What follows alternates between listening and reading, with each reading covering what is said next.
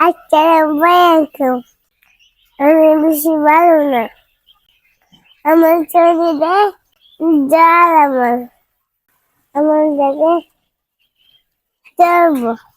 দেখেন একদম চলন্ত গাড়ি থেকে কিভাবে তেলের ফট চুরি করে নামায় নিয়ে গেল। তেলের ফট কিন্তু সুরে নিয়ে যেতে পারে নাই, তেলের ফট তো এই কিন্তু দৌড়তেছে রাস্তার মাঝে। এখন যে ভিডিওটা দেখতেছেন এটা কিন্তু করা ছিল আমার আগের।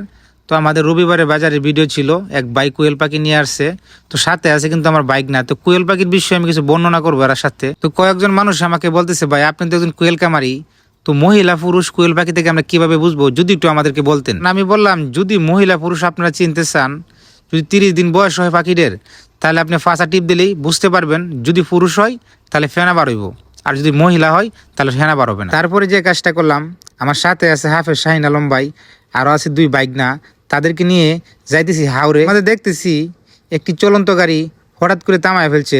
তো এখান থেকে একটা তেলের ফট 2 চক্র চুরে নিয়ে যাইতে চাইছিল, তো নিয়ে যাইতে পারে না, বাইটা দেখেছে, তার জন্য কিন্তু ফটটা উদ্ধার করা হয়েছে। তারপরে আমি ড্রাইভার ভাইটাকে সান্ত্বনা দিলাম, ভাই সুর তো দৌড়ে গেছে, এখন দাঁড়া থাকলে তো কাম হবে না, আপনি চলে যান।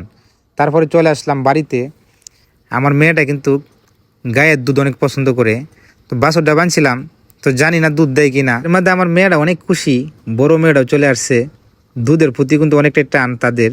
তো এই গায়ে দুধ দিব কিনা আমার বিশ্বাস হইতেছে না। তো কপাল তো আমার আগে ভেঙে গেছে, যদি আমার ঘরের গরুটা মারা না যাইতো, এই গরুটা কিন্তু এখন পড়ইলো কিন্তু আমরা সর্বোচ্চ দুধ দিতে পারতাম। আর সেই দুধ দিয়ে এই মাহে রমজান মাসে সবাইকে নিয়ে সেহরির সময় দুধ দিয়ে সেহরি করতে পারতাম। তো সেহরির সময় কিন্তু রমজান মাসে দুধ দই থাকলে কিন্তু দই দিয়ে ভাতকে সেহরি করলে সারাদিনই শরীরটা আপনার সুস্থ থাকবে এবং আপনার শরীর ঠান্ডা থাকবে ইনশাল্লাহ। তো দুধ দেওয়ার জন্য অনেক চেষ্টা করলাম, তো এই গাভীর উড়ে একদম দুধ নেই।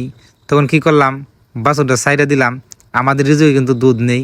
তারপরে চলে আসলাম আমাদের স্বপ্নের কোয়েল কামারে, 2টা মেয়ে কিন্তু ডিম উড়াবে আজকে। সকালবেলা পড়ার থেকে আইসাই ডিম তোলার জন্য প্রস্তুতি নিয়ে নে।